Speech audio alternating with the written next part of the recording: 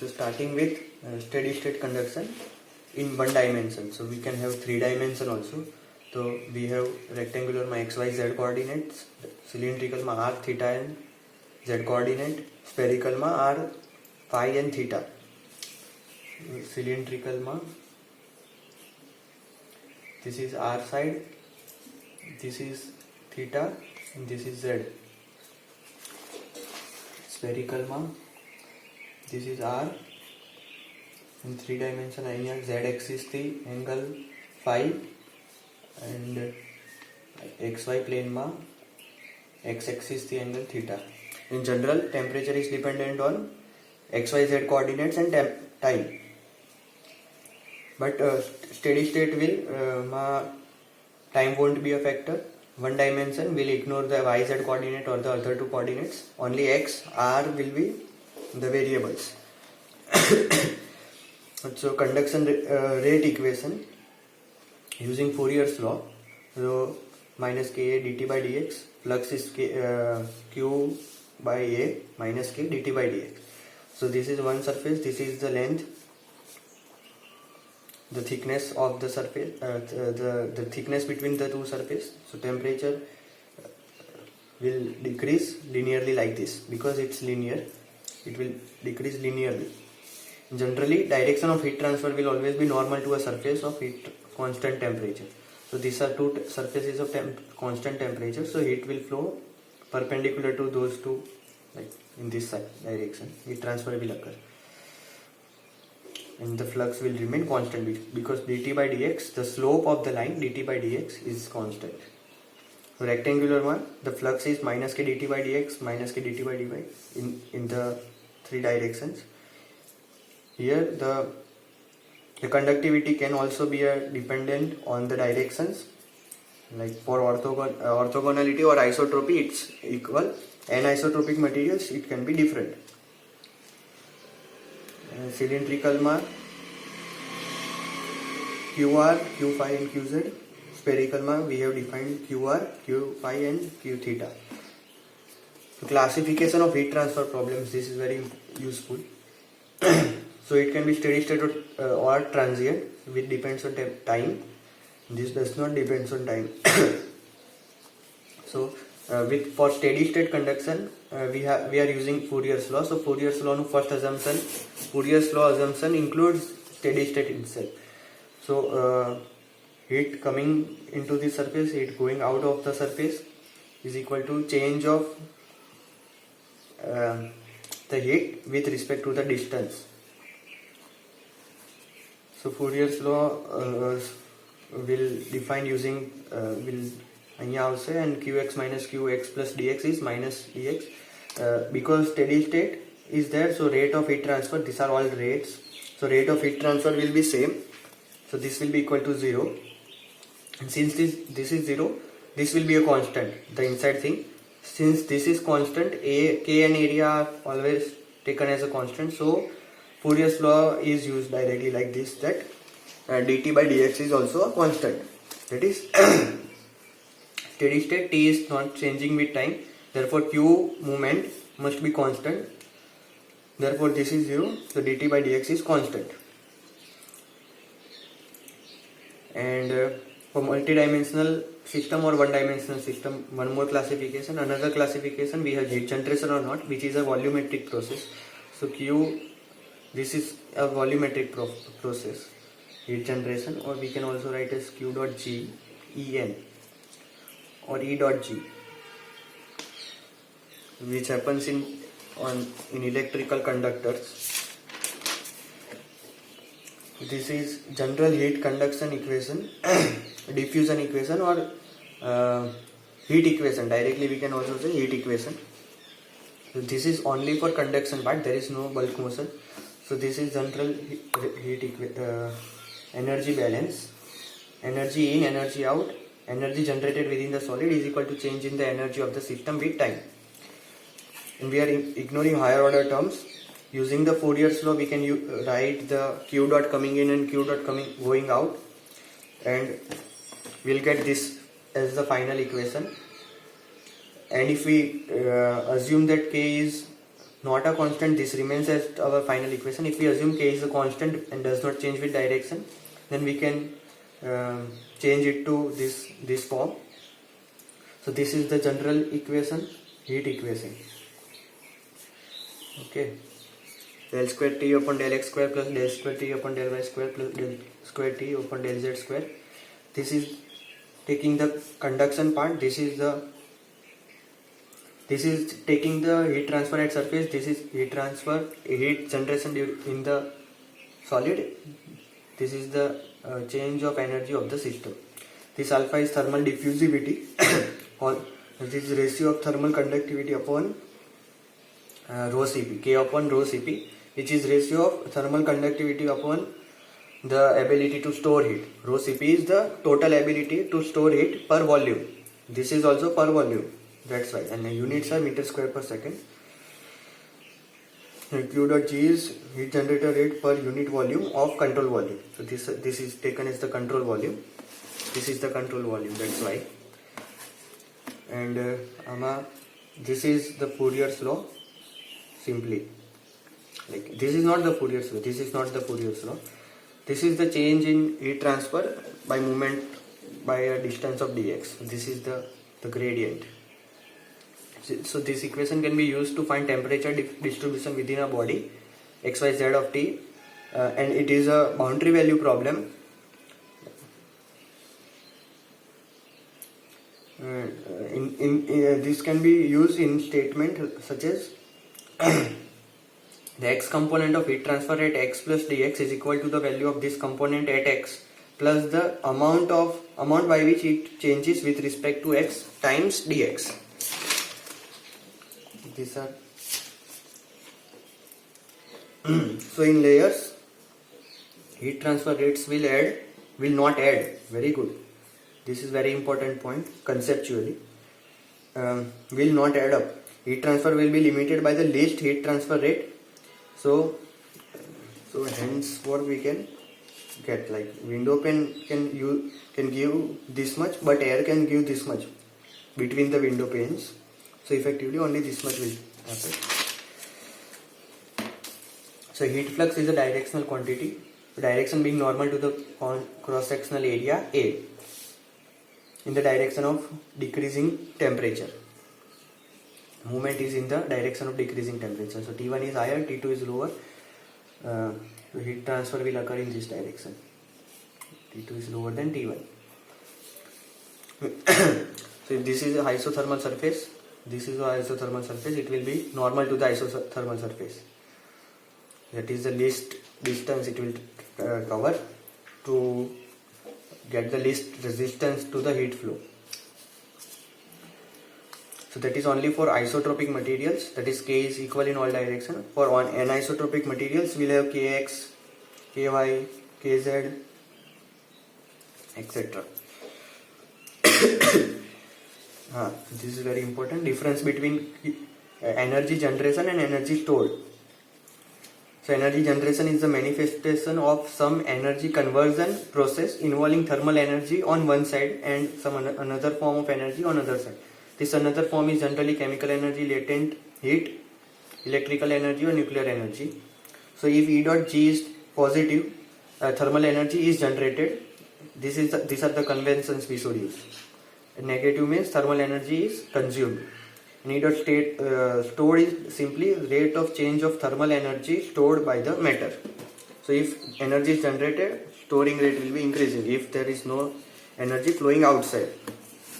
So cylindrical coordinates have heat equation. So this was the heat equation for rectangular coordinates. This is heat equation for cylindrical coordinates. This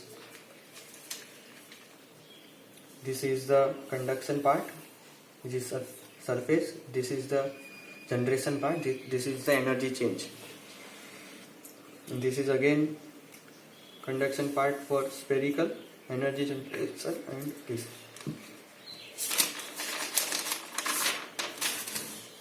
General heat equation, heat diffusion equation in Cartesian coordinates is this.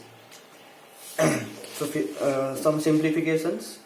So if I assume K is constant, then I will get this type of equation.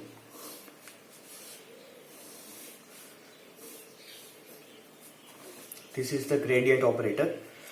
If no heat generation is also assumed, Q dot will be 0. If steady state plus heat generation plus K is constant, then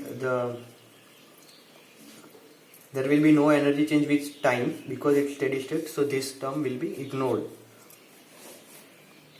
If there was no heat generation also, then we'll have del square T is equal to 0. These are the equation, Laplace equation or elliptical equation.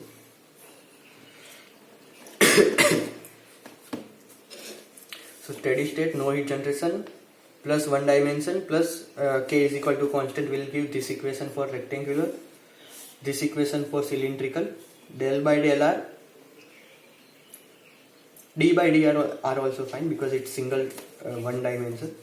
And think of a heat source or sink and axis of cylinder. So at the axis we have a heat source or heat sink, and at the infinity we have the generation part. And spherical, so source part. So like one part is the sink, other part is the source. Spherical also, at the center either we have source or sink, and at the surface either we have sink or source. So solving one dimensional heat conduction equation, so about 3 equations sometimes heat generation terms. So here we may have heat generation terms also. So this is a second order equation, these are second order equations, and second order in space and first order in time. Like if we include the non-steady state thing, transient heat conduction, then there will be with time also. So this will be boundary value problem for two conditions for spatial coordinates, and initial value problem of first order for one condition required with respect to time. So if initial condition is given, we have this. If boundary condition is given, we have specified temperature at boundaries, then it's called the boundary condition of first kind, where we have constant surface temperature, and this happens physically in the situation when phase change are happening, because during phase change we know, during phase change these are the curves, right? So this is the phase change part where the temperature isn't changing. Temperature and entropy diagram can be used here. So temperature won't change during the phase change. This is liquid, this is gas.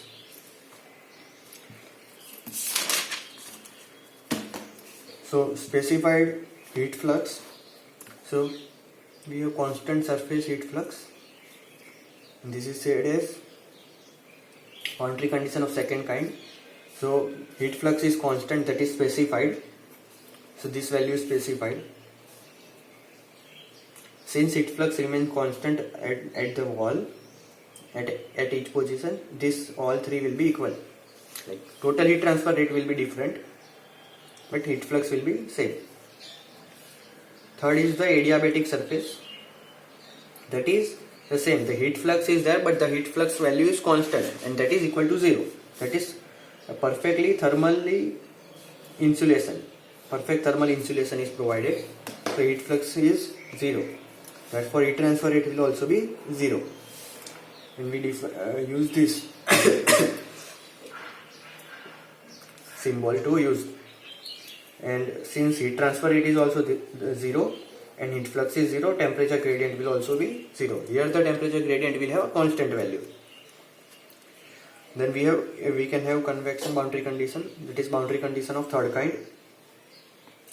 So we have some flowing fluid, solid is there, and whatever conduction will happen, the same should be convected outside with the fluid. So this is what it's saying. The energy balance at this surface, energy balance at this surface. This is at the first surface, this is at the second surface. Conduction and convection should be equal at the surface, correct? There is no energy stored in the surface. If this is the surface, we take this control volume, and we know since this is a steady state, dt by dt is 0, so there should be no change of the temperature of the surface, hence we can write this equation. Okay, So radiation boundary condition. So we have some radiation happening at the surface. So at each surface the conduction and radiation are equated. Conduction and radiation are equated. Again with the same logic, steady state assumption is there. That is interface boundary condition. So A and B are in perfect contact. We assume this. A and B are in perfect contact. So there is no contact resistance. Then the temperature of A and B at the interface will be equal. Should have same temperature. Since control volume should be surface between A and B, it cannot store energy. Therefore, the heat flux must also remain same. So temperatures are also same. The heat flux are also same. Then we have thermal symmetry. So like if we have this kind of thing, so this is the maximum temperature occurring at the axis. If this Ka part and Kb part, if they are two different solids, then K and Kb should be same. If they are same, then it will occur at the midpoint. Otherwise, they will shift. But for symmetry, since at the symmetric line the temperature will be maximum, hence dt by dr should be 0 or dt by dx is 0, because the temperature is maximum. So with respect to x, when we differentiate, for maximum or minimum it should be 0. So it will occur, it will be dependence, like temperatures of solid. If liquids are lesser than the solid, then this will be maximum, otherwise it will be minimum, like it will be like this. These are the temperature profiles for steady state. Then I have different geometries. So I have plane wall, I have cylindrical, and I have spherical. Plane wall with 1D steady state and no heat generation, this is the equation. With boundary condition of constant temperatures, I have this kind of equation by solving the second order equation. So temperature at any point in the wall is T2 minus T1 by L, that is temperature gradient, negative of the temperature gradient into x plus T1. And then this is also true, it is same. And using Fourier's law, Q dot can be written because we know the temperature. So we can differentiate it, use the Fourier's law. So we have Q is equal to T1 minus T2 upon L by Ka, or Ka T1 minus T2 by L. So from here, this is the potential, that temperatures act as the potential. This is the effect, which is the heat transfer, which is same as V is equal to this is the potential. So V I R. So I is equal to V by R. So this denominator acts as the resistance to heat transfer. So this is the resistance for conduction heat transfer, which is same as L by Ka, and for differential element dt by Ka. K is thermal conductivity, A is the cross sectional area. So for this is the final equation for thermal resistance for heat conduction. For schematic we can show that this is the potential T1, this is the potential T2, and this is the heat transfer rate. This is heat transfer. So there was constant temperature over here. If we have fluid flow, then there will be flowing fluid, and we know the convection resistance will be 1 by HA, because Q is equal to H A T1 Ts minus T infinity. So therefore Q, which is the effect, Ts minus T infinity upon 1 by HA. So 1 by HA acts as the resistance. So this is schematically showing that there will be convection resistance at this surface, conduction resistance within the solid, convection resistance at the surface. And we have assumed steady state, one dimension, and Q dot G is 0. Heat generation is 0. Then net. Since they are in solid, since this is in solid, this is in series, this is in series, So the resistance are directly added. This is L, right? This is L, this is 1. And the net heat transfer will be T1, T infinity 1 and T infinity 2 upon the net resistance. And also the heat transfers are equal, that the currents are equal in all. So heat transfer rate is equal in all. Currents are equal, heat transfer rate is equal.